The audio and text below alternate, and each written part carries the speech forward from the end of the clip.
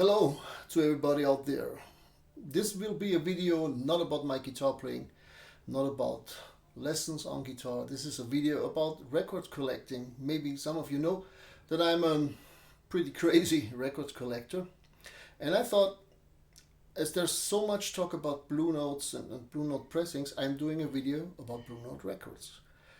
If you don't know me, if you don't know my channel, I thought maybe when Blue Note is in the title, this video will get clicks from a different crowd than the normal guitar fans who are maybe around my channel. So if we hear Blue Note, there's a lot of talk about pressings, originals and all this stuff. And I'm coming from a different point. I'm not per se a record collector. I'm more a musician first, and then I collect records and like vinyl records. So my point on records is maybe different from an audiophile guy. I mean, there's this saying, some people have a system to listen to their records, and some people have records to listen to the system. So I'm more of the first part. I have a decent system. I will show you my system a little bit, just for a few seconds, that you know what I have, from what point I'm coming from. So my comments maybe it's easier for you to put into the right perspective. But I'm not a crazy audiophile. I don't invest all my money in hi-fi gear. I invest my money in records or guitars. So I'm a professional guitar player and university guitar teacher all my life, and I played, I think, 3,000 plus concerts in my life. I played nearly around the world. I had the chance to play with some big names also. So I was in the studio a lot. I know about recording. I also sometimes did mixing, mastering and all this stuff. I'm more a musician, and most of the time I'm sitting in the studio recording my music or playing for other people. I did some studio work, film score, advertisement jingles, everything, live TV shows, everything you can imagine. So I think I have a decent knowledge about how a record, how music should sound. And when I hear all this talk on the internet, I hear a lot of people talking who are just comparing their records. United Artists pressing to an original, to a Scorpio, to a whatever. And I thought maybe I can add to this knowledge. It's not that that I claim that I'm an expert in anything, but maybe it's interesting for you to hear the thoughts of an actual jazz musician, what he thinks about the different pressings, and if he's willing to invest in only originals, which I'm not only because I don't have the money. Also, I think they are way overpriced, and I also think their sound is from the past. It's not the right sound for a modern day system. So maybe after this sentence you already turned me off, but feel free to do so. It's just my 2 cents, so please don't take it too serious. I'm sure there are other opinions. I'm sure there are hardcore vinyl experts who know more than I do, who have a better system, and I hear all the differences in all these pressings. As I said, I have a decent system. As I said, I'm a musician all my life. I play this music. I even had the chance to play with some of the great artists. I do this all my life. I worked in the studio on both sides of the window, behind the console and in the recording room. So I think I know a little bit. So if you're interested, please stay. I have around 200 Blue Notes, and I ordered them now, the 1500, 4000, 4100, 4200 series.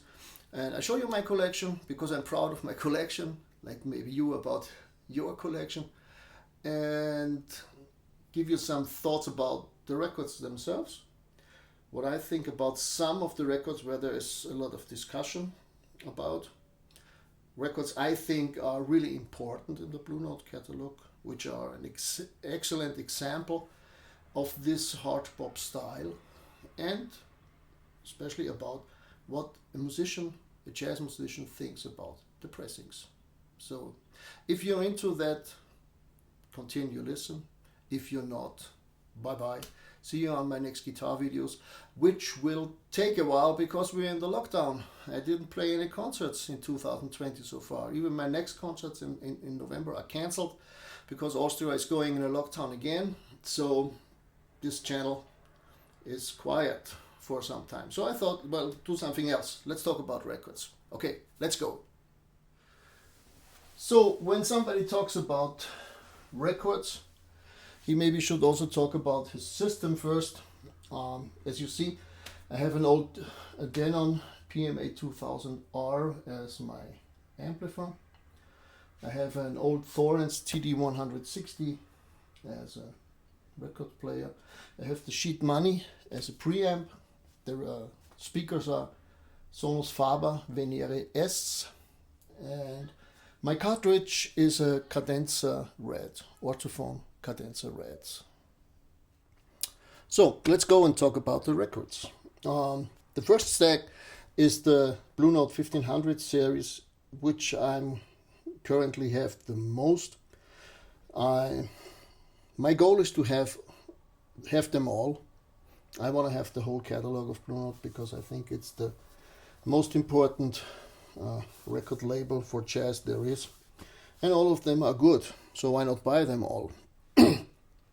And so my focus is now to complete the 1500 series, which I have now around 55 or 60 of the close to 100 records there are, and then continue on and bring a little system in my collecting habits, as I like the records anyway, so it doesn't matter which I buy first.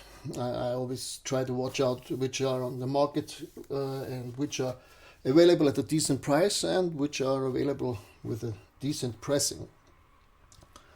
So if you want to know more about all there are, there's a channel I can recommend. It's the Jazz Shepherd. This guy's name is Dan, and he has a channel. I put a link in the description. So if you are into jazz records of any kind, I would recommend Dan's channel. He's really doing a lot of, I think he's in the hundreds now, 300 videos about jazz records. He's not so much in pressings. He's a DJ, and he has also nothing to work now in the shutdown. So he's doing a lot of videos, and I really recommend his videos and his opinion. He knows a lot about this music, and you can learn a lot on this channel. So don't follow me, follow Dan. He's really very knowledgeable about the records. So let's go. 1500 series starts with Miles Davis Volume 1, Volume 2. And these recordings are not what we know from the typical Blue Note sound, because these are mostly reissues from the 10-inch era. They are recorded from Rudy van Gelder, but to me they don't have this very nice Blue Note sound. So I didn't care too much about the pressing. And this is one thing I recommend you. If it's a record that you must have, maybe you don't have to care too much about the pressing. So as you see, for the ones who know this, Sachem here, this means this is a French pressing, and it's a mono pressing, and these records normally have a bad name. So when you read about Blue Note records, they say don't buy the French pressings, they sound shit. I don't think so. I think they sound decent. They sound not as good as a Japanese pressing, not as good as an old one, yeah, but you can get them for a good price. And if it's not the most important record out of the catalog, I think this is a very good alternative to buy them. This is even a Japanese one, which I got. Oh, it's a French one too. No, sorry, that's a French one too. These are Japanese ones, I think. Let's see. Maybe they are French too. No, this is even a King pressing. So, quite the opposite of the French pressings. When you talk to Blue Note collectors or guys who are crazy about Blue Note, they go about the King pressing. You see there's the number BLP 1504 and then GXK. This normally indicates that this is a King pressing. And they are known to be the #1 Japanese pressing, which I have to say, yes, they maybe sound the best in the Japanese pressings. But maybe you fool yourself because they are the loudest. And there is this psychoacoustic phenomenon. When something is louder, you automatically think it's better. Because I found out when I use a Toshiba pressing as an example and turn it louder, there's not so much difference. They say the King pressing, they are used tube equipment for the mastering, and I think they have a little bit more bass, a little bit more oomph from the bass. But is this the reason that I only buy King pressings? No. But when I find a Japanese pressing and I can decide between a Toshiba and a King pressing and they're relatively at the same price, I would go for the King pressing. So let's go on. J.J. Johnson. One of the first records I would recommend the Jazz Messages is the Cafe Bohemia. There's also Volume 1, Volume 2. Fantastic record. And as we see here, this is a Japanese pressing too, as you can see with the Obi. And in this case, it's a King pressing too. So it's just by accident. I don't know on all my records if it's a King pressing or not, or a Toshiba pressing, or even an older one. Let's see the Milt Jackson one that I can show you the difference. This is a Toshiba. So for me, the easiest way to keep them apart is it also has the mono number without the 8 in the beginning, and there's no secondary number beneath that. So this normally indicates a Toshiba pressing, which they say is not as good. You see it here to Toshiba on the lower part of the cover, Toshiba, which I only partially agree because it's not that powerful mixed and mastered especially. And I think some people are irritated by the loudness.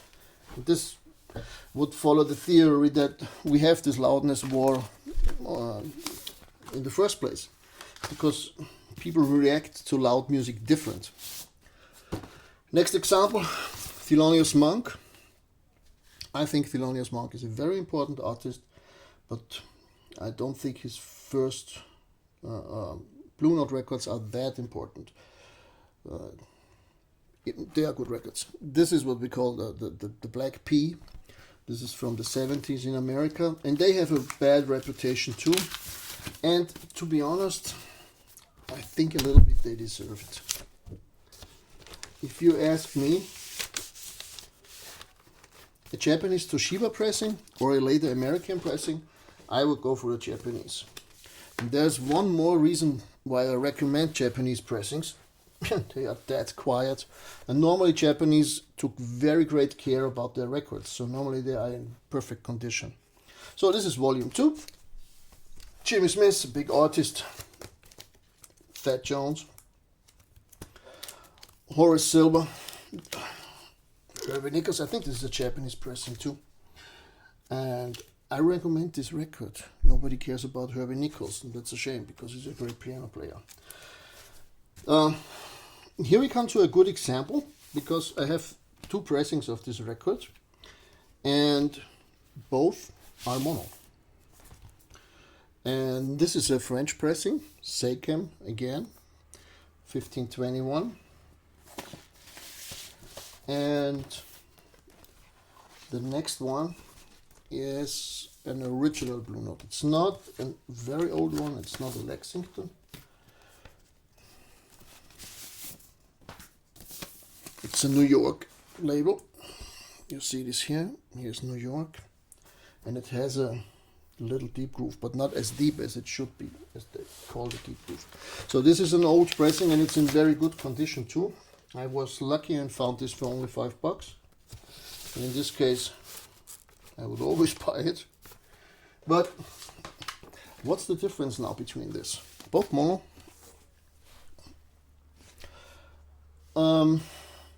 Yes, the old one is punchy. Yes, The old one has more power. But especially here, we hear Lou Donaldson on the alto saxophone. And to me, on the original pressing, Lou Donaldson is way too sharp, way too harsh in his sound. And if I listen to the original, to the New York one loud, it really hurts my ears.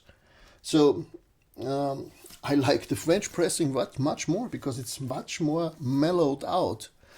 And this is one of the things why I did this video. They always talk about the old ones, but sometimes for a modern system, I think the old ones are too harsh, too bright, too punchy, too much.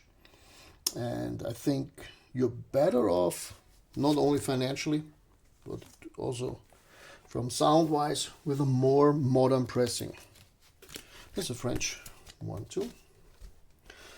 Modern pressing, like the Tone Poets. I think I have all the Tone Poets. My thoughts on Tone Poets, well, they sound fantastic. I think with the Music Matters, it's the best modern pressing there is.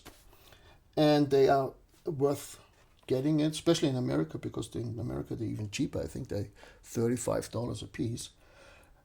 But there's one critique I have on the Tone Poet, and maybe you think I'm crazy because complaining about this. It's the cover. Why a gatefold? A gatefold uses so much more space in your rack. I have 3,500 records. I have about 1,500 jazz records. If I have these fat gatefolds, I need much more space in my rack.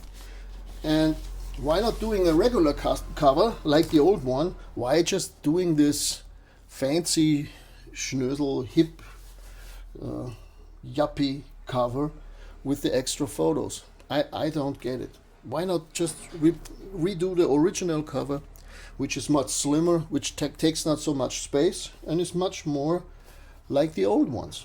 So, as you see, even if I like the pressings, I have a different view on the Tone Poets, even if I buy them all. Very important record, Kenny Dorham, Jimmy Smith. There's a lot of Jimmy Smiths.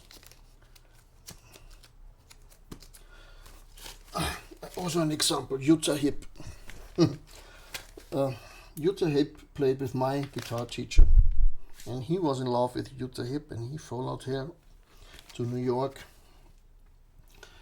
And to be honest, I don't get why her records are so collectible and so high in demand, and why they fetch so high prices. I mean, she's a good piano player, no question, but I don't know why she has such a reputation and why the records are in such big demand. I think you're way better off with some of the other piano players on Blue Note. But ditch me for this. I'm just giving you my own honest opinion. Johnny Griffin, great record. One I love, Kenny Dorham. This is a fantastic record. Montrose, nobody talks about him anymore, but he's a great player. Lou Donaldson, the early Lou Donaldson stuff. For me, as I started again with Blue Note, I mean, I always knew the music, but I didn't know the old stuff from Lou Donaldson, and I was totally surprised how beboppy he was in his early days, and how fantastic he plays straight ahead. I only know the Boogaloo Lou Donaldson, and didn't know his bebop side. Horace Silver, Mobley, Sonny Rollins, very nice one. Kenny Burrell, I'm a big Kenny Burrell fan. Just to show you, you see the guitar on the wall, the big one. Is it here? Do I show it right now? It's here. The big one in the middle. That's exactly the one Kenny Burrell played. So I love Kenny Burrell. Even have the same guitar from the same years. An old Gibson museum piece. Yeah, Lou Donaldson, Art Blakey. This is a fantastic record. I love Lee Morgan. Great stuff. Sonny Rollins, Johnny Griffin, we all know this. So all this 1500 series, it really brings you to the core of the hard bop sound. The first years as it was developed, not so modern, more on the bluesy side, not so much funky boogaloo as we see later. And all these recordings are great. So I think on the 1500 series, the one I have now, I can recommend them all. Well, we know this one. That's an album everybody should have. No question about it. If you are into jazz, get Blue Train from Coltrane. But again, this is the next pressing we can discuss about. French pressing, DMM. And normally it's now you would maybe say, well, you are a jazz guy, you have a DMM pressing, and they are known to be shitty. And I think no, they are not shitty. I think they sound decent. They are good. I like them. Yes, they have a different treble. With the fabrication of this direct metal mastering, they have a different treble, but it's not harsh. It's not, as an example, as harsh as the old Art Blakey I have. It's much more pleasant to listen to. So, just give you a different view on these Blue Note cliches. Another example about pressings. Same record twice. And as I started buying records again, I made the typical mistake of a youngster in collecting and bought this DOL doll. And I still remember I bought this record and it came and I unpacked it and I put the record on and said, what's this label? I thought I buy a Blue Note record because this is Johnny Griffin Congregation. This is a Blue Note record. Yeah, but this is more or less a CD pressed on vinyl. And my recommendation is stay away from this. They are offered cheap, I know, but don't buy them. There are more reasons than a shitty sound not buying them. There's also one big reason. Sorry. Because artists are not getting the money for their work. This is kind of an illegal pressing. It's not illegal, but it's not a fair one, you know. So there are many reasons why I don't buy Wax Time Jazz, Wax, Dole, all these EU labels. This is shitty stuff. My second pressing of the Congregation is a Connoisseur series. And I have 3 or 4 of them. And the Connoisseur series is a very decent pressing of Blue Note. So if you get them for a good price, between 20 and 30, I absolutely recommend the Connoisseur series. They have a different name, so you have a different catalog number, because this is not the original catalog number. So this is a difference, but on the rest is the same. Again, very important album. I remember having this on CD, and I listened to this in my youth a lot. And now I have a White Bee pressing, which is known that it's shit. And to be honest, yes, it is. It's not the best series, but this is a live album. A live album is not that high end as a studio work. On a live album, the difference between Japanese King pressing, a Toshiba, or a later American pressing is not that big, because it's a live recording. It's not recorded that, how should I say, isolated in a decent room. It's recorded in a club, so the record will never be at the same level as a studio record. So why not then, if you have the chance, move to a cheaper pressing? Invest the money in other records. So we all know this. 2019, 80th anniversary. And I think I have them all. And I also will buy the next one. They are available. They continue with the series. They give it a different name, but it will be the same. And I think this is a steal. They cost between 23 or 25 euros here in Austria. You just have a regular cover, not the tip-on cover, the luxury cover. But the sound is amazing. They cost next to nothing. And I would buy them all.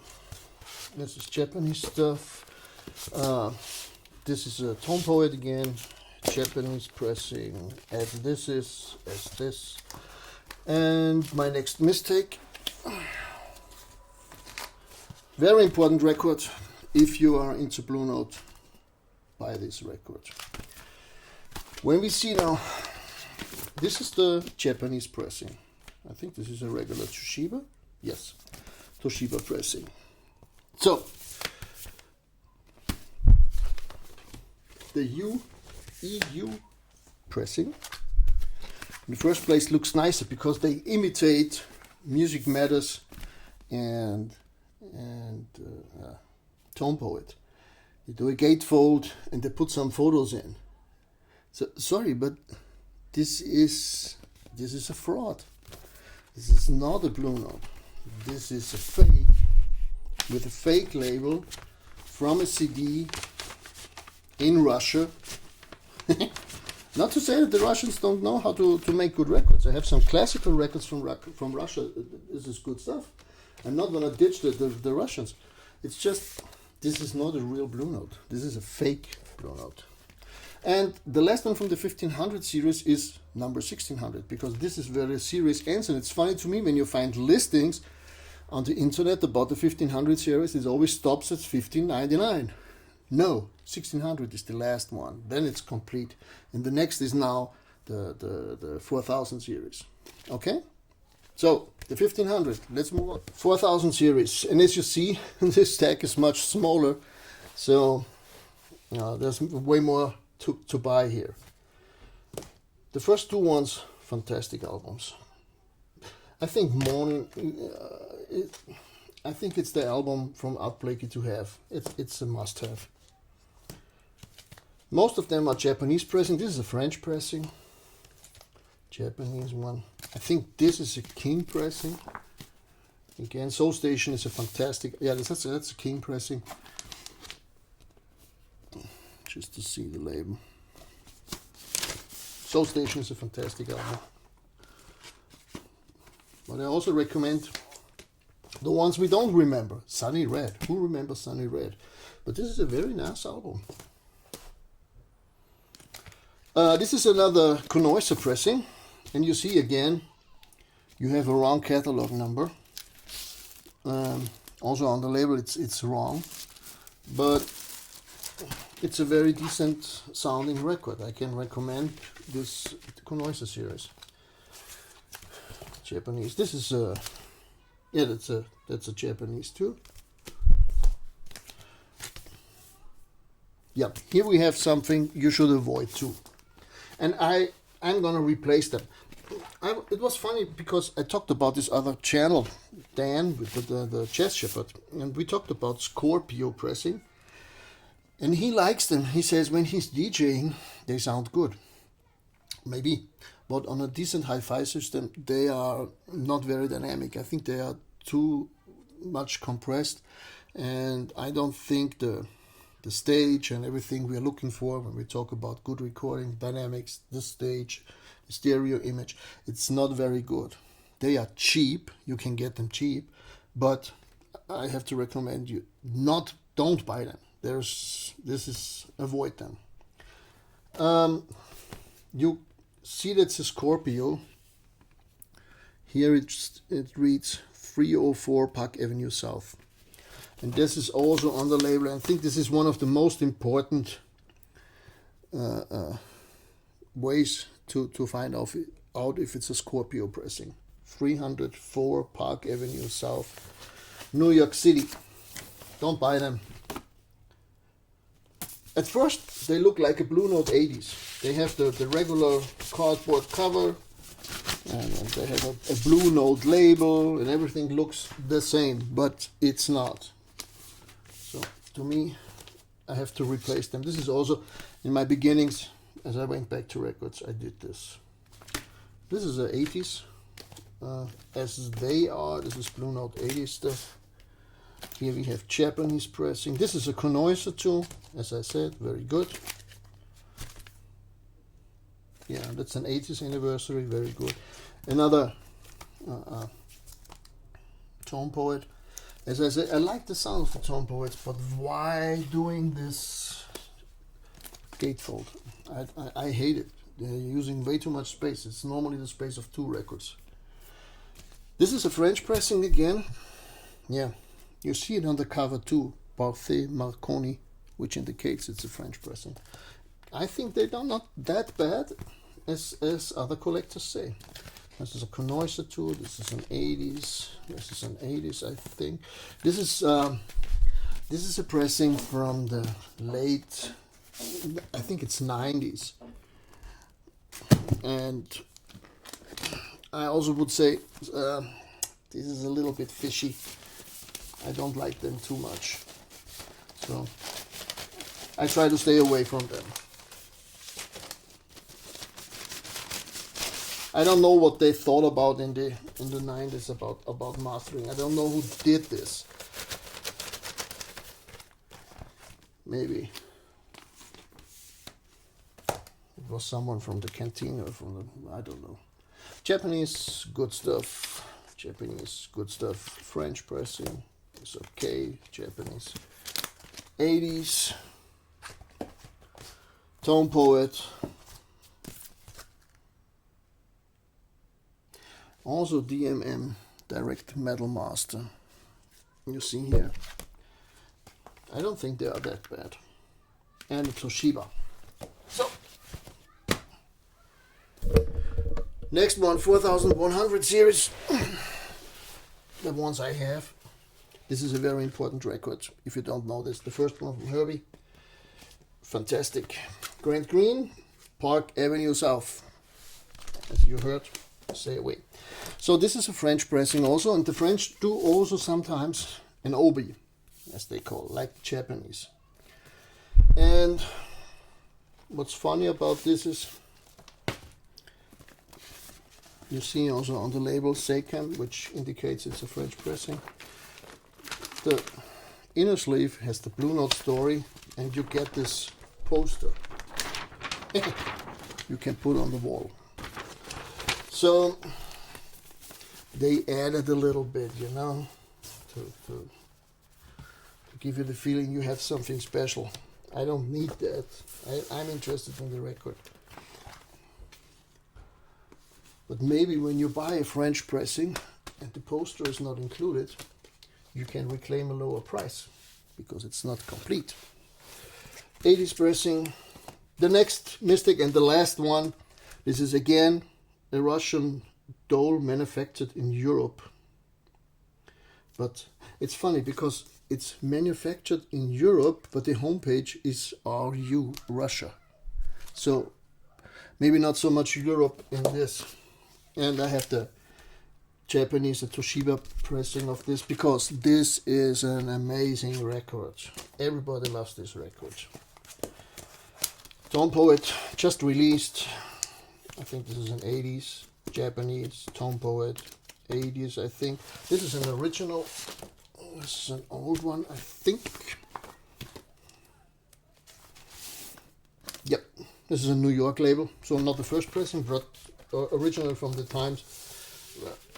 It was Blue Note was in the hands of the original owners, and well, this sounds nice. This is no alto saxophone on it, you know. We have Lou Donaldson. Oh, we have Lou Donaldson on it, but here it's not that aggressive. I don't know. Maybe it's just the one record I have, but it really, I didn't like the sound from this Art Blakey one. On this, everything is okay. But this is also not that pushy and not that aggressively mastered. So, whatever. I just give you my 2 cents. This is newer pressings, Tone Poets. This is a good example because this is a regular reissue from 2014 from Universal, which I had before. And this is a Music Masters. I don't have many Music Masters because at the time they came out, I wasn't a collector. So I only buy them when I get them cheap, and I got this for a very good price. Are they so much better than the regular ones? To be honest, I looked at Discogs, and this, I think it starts at $150 and they're asking up to $200. I would never pay that much. This is stupid. Sorry. I think you're an idiot if you pay 200 for this, because this you can get for 25, and it's not that good. Okay, but is there a 4-time price difference? No, it's not. My Sidewinder is a 90s pressing, but I heard they re-release this now after this 80s anniversary series, and I will replace this one. 80s stuff, Tone Poet, Japanese, Tone Poet. Yeah, Out to Lunch. You know, when you see people talk about Blue Note's must-have records, they're always talking about Out to Lunch. Yeah, it's maybe one of the first one where they try to stretch it, you know, where they go beyond the song structure and everything. Okay, I give him this. And to me, as a jazz player, I like the record. But for a regular guy who just gets into jazz and he gets the recommendation to buy Out to Lunch from Eric Dolphy, and this is then jazz he should listen to, don't do it. Fantastic record. That's an old one too. A little bit beat up, but it still sounds okay. Art Blakey Free Fall. This is a fantastic album. They are killing here, but maybe not for the beginner. Freddie Hubbard, Big John Patton, Empyrean Eyes. This is a record which I think everybody likes. You know, you have Cantaloupe Island here. This is a big hit from Herbie. One Finger Snap. You know, this is nice music. And when you listen to this with your girlfriend, she's not running away. Dexter Gordon, I love Dexter Gordon. Jackie McLean, Tone Poet, 80th anniversary. This is also a 80s French pressing, as this one is 80s pressing, French pressing. This is a good example because I love Joe Henderson, and Inner Urge is a title I like to play very much, so I have to buy the original. But no matter where you look, the Inner Urge album is getting so expensive. I can live with the French pressing from the 80s. I think they are decent. For me, it's good enough. It's not that powerful, okay, but I can turn up my hi-fi. Big John Patton, Art Blakey. Speak No Evil. This is also an album which I heard will be re-released now. And I will get the new one because this is a 75th anniversary. And yeah, there's a difference. They are not that bad. I even heard that the European 75 anniversary albums are better made than the Americans. I never had scratches on mine. They are always looked clean, and I think they sound okay. To me, I think I can hear that they are mostly digitally sourced and maybe not mastered that well. I think the current guy, Kevin Gray, who's doing the mastering now on Tone Poets and on the anniversary series, the 80s, and the next one, which will come in the future, he's the best. I think he's the best guy for doing remastered Blue Note albums, because he brings the Blue Note sound to a modern system. Maiden Voyage, very important album. Freddie Hubbard, Bobby Hutcherson. A guy maybe not for everyone, but I like vibraphone very much. And Lee Morgan. As you already know, I love Lee Morgan. So, next 4200 series. This is an album, absolutely recommended. Grant Green, I Wanna Hold Your Hand. They're talking about I Wanna Hold Your Hand from Lennon McCartney, for the Beatles song. He's doing this, and this is a very nice listen. If you're a beginner in jazz, you will enjoy this. Japanese stuff, 80th anniversary. Peter LaRocca, a drummer. People don't talk that much anymore, but he's a fantastic drummer. As Sam Rose is a fantastic musician. This is an old one again, an original first pressing stereo. This is a first pressing stereo, one of the few I have. Yeah, it sounds good. It's not that noisy. It's a clean copy, and I got it for a good price. I think I paid $50 for this. So a good question would be, would you, if you have $50, would you spend it on a king pressing or an original? Well, then even I would buy an original, but more of the reason because I have then the original. I have the original artifact, and the $50 King pressing from Japan maybe sound as good or maybe even better on a modern system. But so I'm biased too, and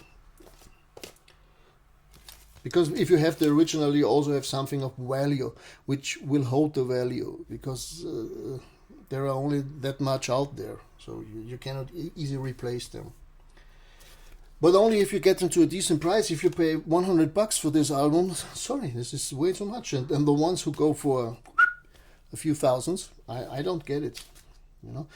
Except if you buy it as an investment and you have a second issue, a repress, the Japanese, to listen to, and you only have the expensive original pressing in your rack to you know, instead of having a gold piece of gold in your safe, because then okay, I get it, it's an investment, like an old guitar or an old car.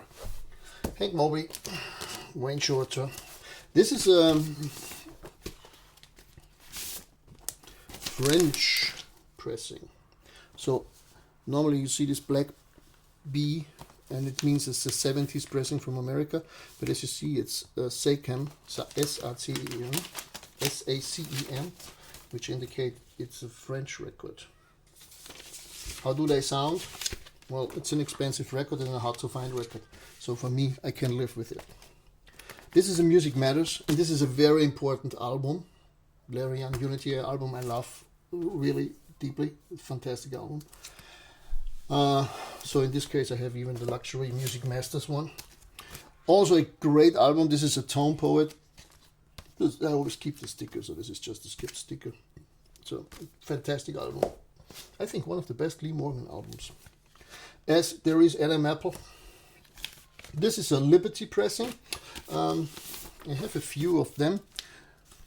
As you know, in the 60s, Liberty bought Blue Note and re-released the records, and you can see a division of Liberty Records. Can you see this? So this tells you it's a Liberty pressing, and they say they are close to originals, and I agree. And this would be a good solution if you want to have the original Blue Note record but don't want to spend the tons of money for a first pressing. Get a Liberty one.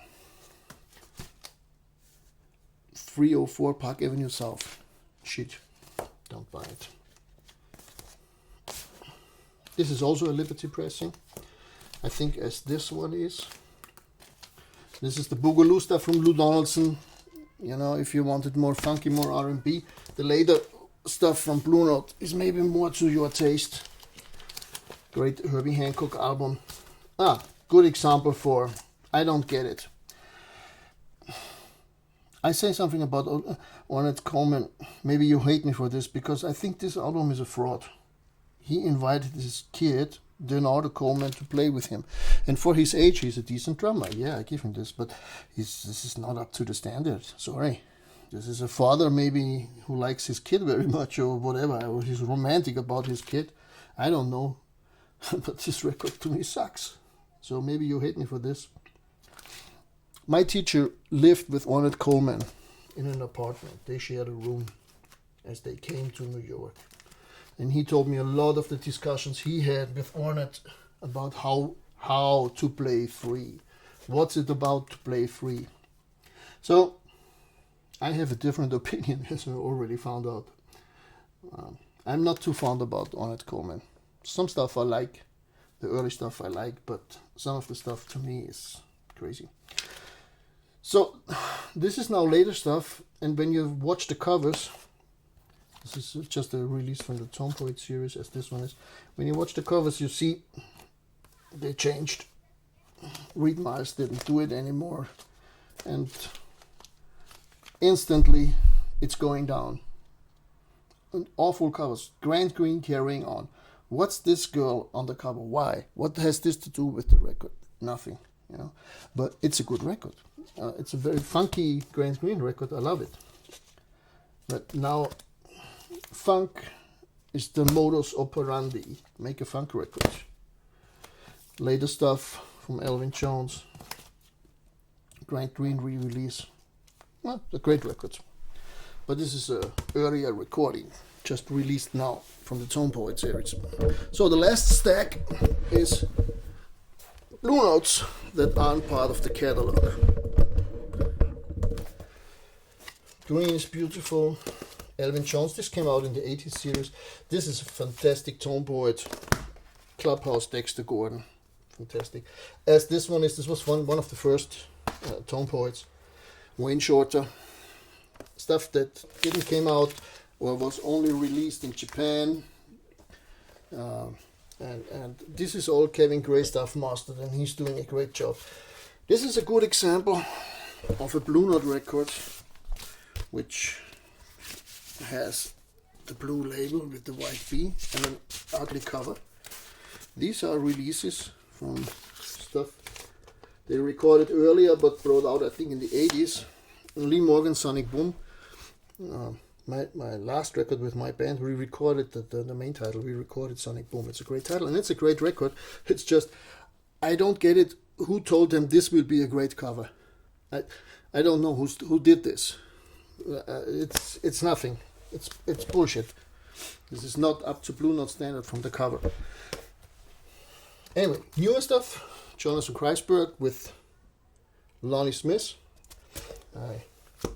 I invited Jonathan to us at the university. I met him. He's a great guitar player, and I love Lonnie Smith.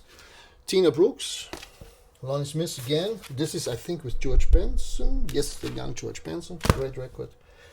Also something recorded in the 60s, released later. But this is also a 304 Park Avenue South. I've maybe find a Japanese pressing of this. It was the same with Nigeria. Also something they released later. And Matador. This is an amazing record. I love it when Grant Green plays with Elvin Jones and McCoy Tyner. I heard the story that Coltrane was in the studio and they said, well, let's record with this guitar player too. So if you find the combination Grant Green and Elvin Jones, they are kind of phrasing which is more triplet phrasing, not so even eights. It's fantastic together. They harmonize perfectly. Joe Henderson, Volume 1 and Volume 2. This is a Tone Poets. This is a good example of how they should do a Tone Poet in my mind. Just a single tip-on cover, solid cardboard would be enough. I don't need a gatefold. Later stuff, John Scofield. I'm a big John Scofield fan. I love John. He's a fantastic guitar player. This is all Tone Poet stuff. Buy them. They are great. This is not a Tone Poet. This is a, I don't know if it was a 80th anniversary, whatever. Fantastic record. One of the first Tone, I think with etc. This was the first Tone Poet, and this is not recorded by Blue Note. It's Solid State, but it's now the same company, and they brought out this too, as they did with Chet Baker Sings. And if you are into vocal jazz, Chet Baker Sings is an ultimate album, which you will love. I think this is one of his best stuff. I also have the box with his Riverside re-releases, which is great, but this is even better. So that's it. My thoughts on Blue Notes, my thoughts on pressings, and a little show off. I confess, a little show off of my Blue Note collection so far. So if I would do this next year, there would be maybe 50 more. I hope so. So I hope you enjoyed this. I think it's a long video, but I know when you are into records, you maybe stay till the end, because we record guys are a little wacky, I think, in a good way. So I hope you enjoyed it, and if not, thank you for staying that long. Give me a thumb up, subscribe to my channel if you are into jazz, guitar playing, whatever. If you are into records, a record collector, maybe this is not the channel for you, because it's mostly musicians stuff. But anyway, thank you for watching, and see you next time. Bye bye.